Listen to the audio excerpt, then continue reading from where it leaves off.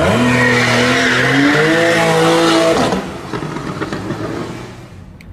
everybody, how's it going?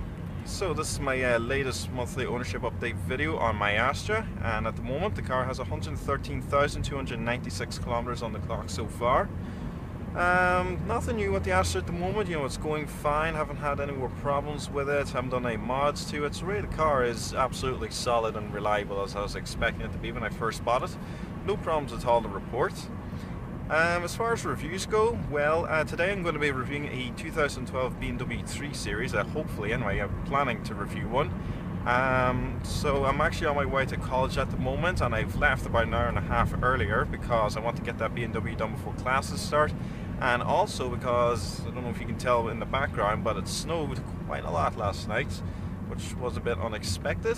I mean, it's March right now, I thought for sure all the snow was gone, but apparently not, it's still lingering around there somewhere.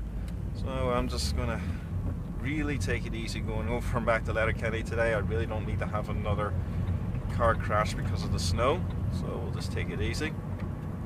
Anyway, yeah, so hopefully I get that BMW done today. I also plan on doing a full review and test drive of the current 2015 Ford Focus. So I was going to do that this week, but if it keeps slowing like this, I'm not sure I'm going to get taken out for test drive, so it could end up being postponed until next week. Plenty of other car reviews to come in the future anyway. Hopefully the new Kia Sorento will be here in a couple of weeks. Really looking forward to doing that, as I was saying probably in the last monthly ownership update video. So as for car news, a few things to report. Most of the cars I'm actually going to report on, I'm either going to write up an article on WordPress about them, or I already have wrote up an article. So the latest supercar that's been debuted is the new Audi R8. Now this of course is Audi's flagship supercar, and it's based on the Lamborghini platform. So the new Audi R8 is based pretty much on the brand new Lamborghini Huracan. So with the previous generation of the R8 you could have a V8 or V10 engine. So what they've done with the new car is they decided to ditch the V8, and you can only get a V10 now, but you can get two different power outputs. So the base model R8 V10 puts out 540 horsepower, and then there's the R8 Plus, or is it the V10 Plus? I'm not sure. I think I know it's called a Plus anyway. Same V10 engine, but it's going to put out, I think, about 610 brake horsepower, so that's quite a boost.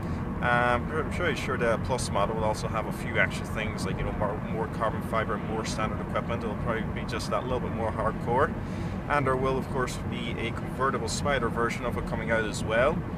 Now I've seen photos of the new R8s, and I really can't say I'm completely into it. The last R8 was quite a good looking car, I did like that, but with the new one, I don't know, just really not liking the styling of it. And to be honest, this isn't just a problem with the R8, this is a problem with Audi, I find, because I mean, looking through their models, you know, the A4, you know, the whole lot, so I have even the new TT, I don't know, I'm not really liking the styling. They're just very kind of boring, bland looking cars these days. I mean, the last R8 and the last TT were very nice looking cars. They had some really nice curves and angles and nice lines. They were attractive, but the new ones, they just seem so kind of square and boxy and uninspiring to look at. It's very disappointing, because I know these Audis are brilliant cars to drive and they're well equipped and very reliable, but I don't know, on the styling front I'm just not digging it, I'm afraid. I'm not liking the look of the new R8, and I'm not really liking the look of the new TT either. It just looks kind of like a half-assed design job, if I'm completely honest. You know, they're falling behind is what they are doing, because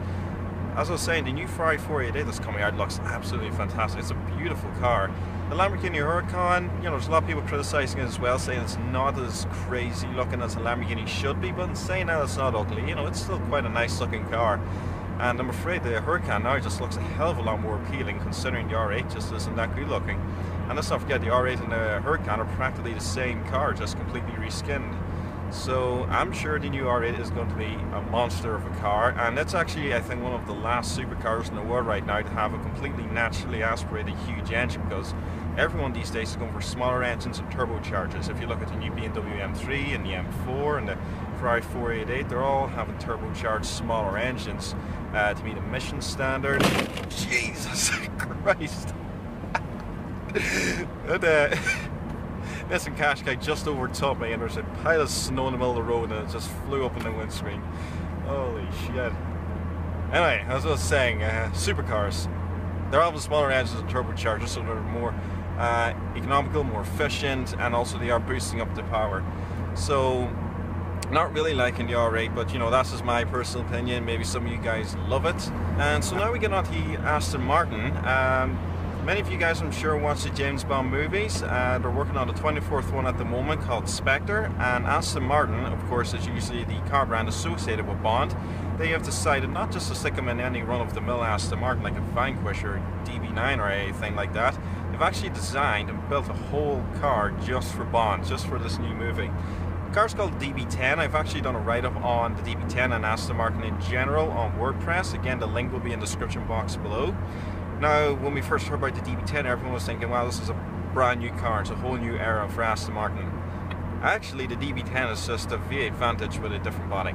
That's all this. It still has the 4.7 litre V8 engine you find in the Vantage, so it's really just a reskinned car. It's, you know, as far as styling goes, I've always loved Aston Martin. I like to think of myself as a big Aston Martin fan. DB10, I don't know. I mean, I suppose you kind of have to change your style and kind of up your game every once in a while, especially when you got a lot of supercar competitors out there. And so the DB10 is basically kind of a step into the unknown for Aston Martin. It's a completely different design. It's not an ugly car as such. I mean, the rear of it does look quite a bit like a Jaguar F-Type, which is a compliment, I guess. But I'm not sure if it looks as good as an F-Type from the rear. Front of it, I suppose, is okay. I mean, you guys are going to have to look at the DB10 yourselves and see what you think of it. Personally, I think it's going to take me a while to get used to the styling of it.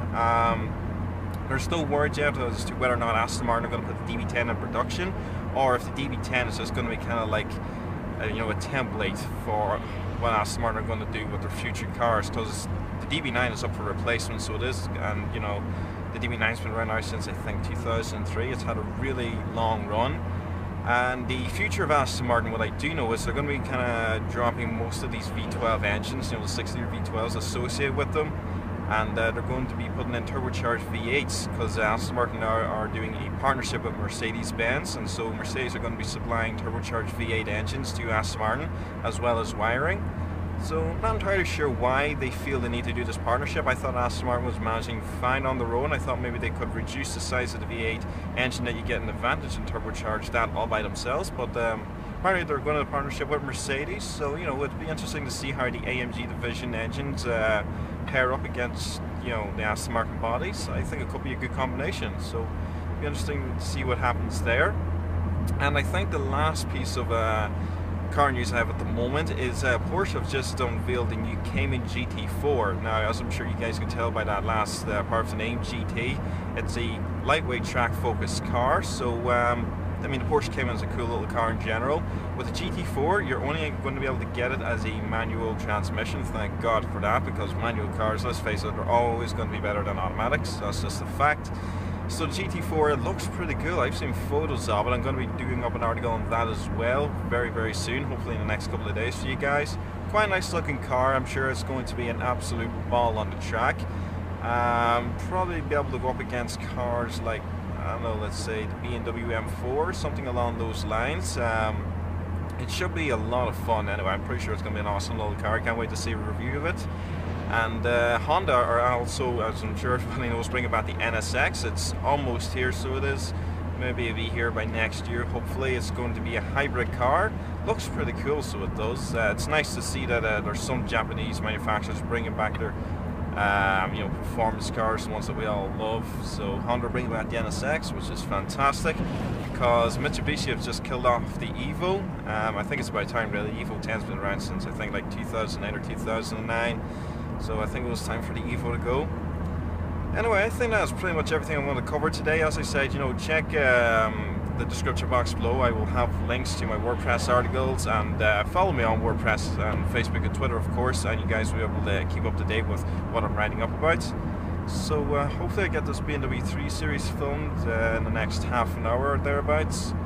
So that'll most likely be my next review, then the Ford Focus.